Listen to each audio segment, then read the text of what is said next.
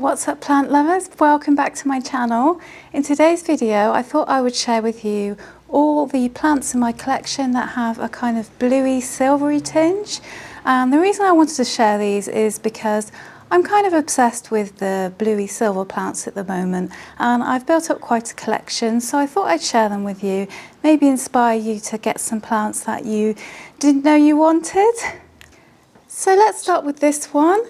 And this is the Scindapsus pictus trebie, and this one has really gorgeous silvery tones to it. Look at those gorgeous splashes on the leaves. The leaves are quite thick on this plant too. They've got a nice texture to them. They're slightly, I wouldn't say velvety, but almost velvety. And then on the back, they're kind of a lighter green, but I am so looking forward to seeing this one start to trail. I only just got this one recently, but I can already see some really amazing new growth coming out. So yeah, I definitely highly recommend this one. So far, I don't have the biggest amount of experience with it yet, but I will definitely let you know my experience as I go along. The next one is this Monstera siltepecana, and my hair is getting caught in the vines. It's getting quite overgrown, but if I get that a bit closer to you, you can see on the juvenile leaves you have a sort of silvery tone to them, and I believe as this plant matures, if you have it climbing, it does lose that silvery colour. But so far I've got mine trailing. It's going absolutely mad. It's definitely one of my fastest growers. I've decided to leave it trailing because I'm definitely looking for more trailing plants at the moment. They kind of balance out the other shapes, if you know what I mean. But yeah, I'd highly recommend this one. I got this as a teeny tiny plant. I actually bought this in what you would call a big box store in the US from a supermarket, and yeah, it was tiny, and yeah, it's just grown and grown and grown. So really happy with that one. I can highly recommend it. Very easy to care for too. And this next one, even though I really do love this one, I can never remember what it's called, but I will put it on the screen for you. It is a succulent, I can tell you that much, but the cool thing about this is it has these kind of velvety, fuzzy, slightly furry leaves, and it's got the red stems, and it's got that kind of subtle silvery hue to it, and it's just so pretty. And I actually did propagate this one last year, and it did take quite a long time to grow out after I propagated, but now that it's got going, it's growing so many pretty new branches. And yeah, this is definitely one of my favourite succulents, and this was just a couple of really cheap plants that I bought for £1 each. I think I have 2 plants in here. I only paid £1 for them. They were tiny, and yeah, they're growing really well. So highly recommend this one. As with most succulents, it's pretty easy to care for. You just give it good light and water it when it's dry. That's about all it needs, really. And next I have my new pride and joy. I absolutely love this one, the Aglaonema cutlass. And this one is so elegant and beautiful. It has stunning markings on the leaves, and I'm not sure how well it actually shows up on camera, but it does actually have really nice kind of silvery tinge to the leaves, and you've got those darker speckles too, and it really stands out.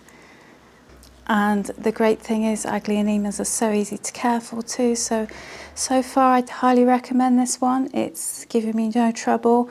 Pretty much every Aglaonema I've ever had has given me no trouble, so yeah, this one definitely highly recommend. Next is the Sansevieria moonshine, and as the name suggests, it kind of has a very subtle kind of bluey silvery sheen to it. And again, I'm not sure how well this actually shows up on camera, but it is really beautiful in person. If you've ever seen one of these in person, you'll definitely be able to appreciate it more. but I think this is definitely, for me at least, one of the best snake plants out there. It's one of the most attractive, and yeah, I'm definitely getting a little collection of snake plants now, but this one's definitely got a little something special.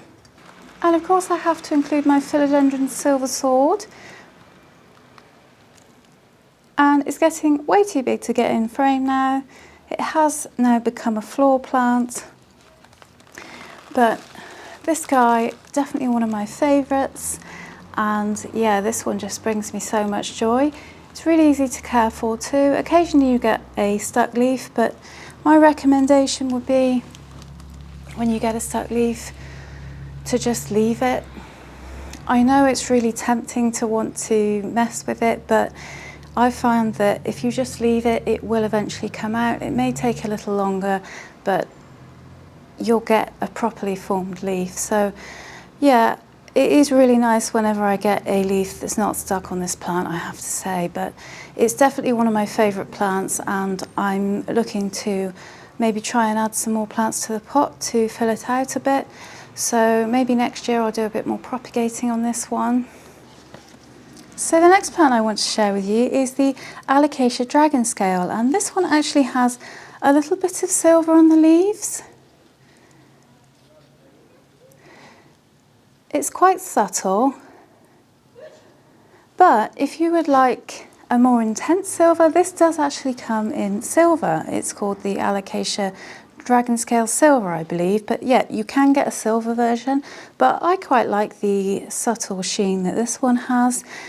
If I was to see a silver one, would I get it? Probably, because I really love this plant, but yeah, and I haven't had this one that long, so I can't really tell you a huge amount about it yet, but I do know that I really love it, and yeah, it's got such weird alien-like leaves. And I've been keeping an eye on this one a lot at the moment, because here in the UK we're getting the summer heat coming in now, so I'm kind of running around checking my plants more often than I normally would, because you'd be surprised how quickly they dry out when it's hot. And especially with an Alocasia, if it's hot, I'd recommend checking it on a regular basis.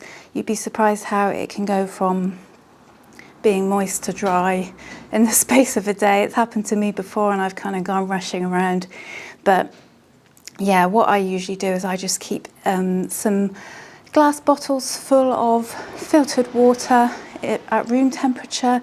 I keep them full all the time and available, and I use those immediately on plants such as Alocasia whenever they need it.